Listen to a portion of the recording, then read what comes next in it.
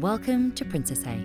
You'd be forgiven for thinking that this is an entirely contemporary centre, with its sharp lines and glass elevations. But look a little closer, and you'll uncover fascinating historical remains, carefully preserved when the centre was built in 2007. Add to that a trail of contemporary art, and you can easily spend a few hours here, losing yourself in the stories.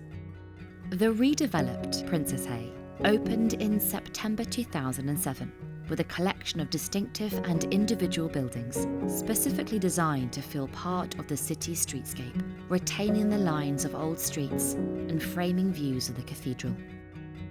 Princesshay also introduced £350,000 worth of new public art, as well as restoring old artworks from the city. Let's take a look at some of these. A slice of contemporary art among some of the oldest remains on the site. The Almshouses, Marking Time by Patricia McKinnon-Day, sits among the remains of the almshouses, which were constructed in 1450. It recreates lost doors, which would have been a part of almshouses in the form of 9 freestanding arches. Inside the glass, you'll see some archaeological finds, plus more modern found items, including a can of Coke. Next to the remains, we can see a plan of the old almshouses. Looking down, we can see texts from the chapter Acts book, sandblasted into the pavers, which represent a record of everyday life in the almshouses over time. Perhaps one of Princesshay's most well-known and well-used pieces of art are the glowstones by Jeff Bell. The stones are inspired by the weather-beaten texture of the city walls and look like geological layers, reflecting the deep history of the site. The stones are interactive and playful, lighting up in different colours at night. Perfect for sitting and for meeting friends. They are especially popular with Princesshay's younger visitors.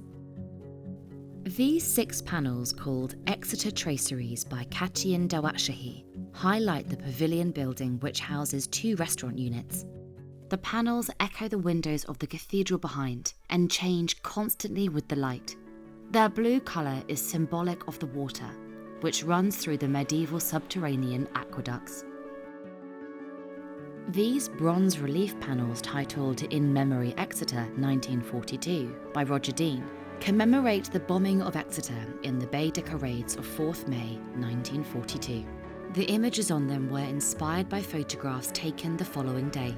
This artwork was commissioned specifically for the site.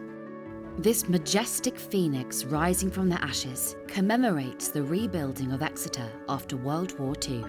This was preserved from the original Princesshay, where it had been placed by Hughes of Exeter on the site of its former garage showroom, which was destroyed in May 1942.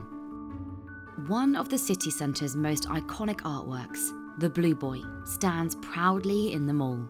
It's a listed structure and one of 4 Blue Boys in the city. Others are located at the Ram, Exeter School and Maynard School. The Blue Boys were originally from St John's Hospital School.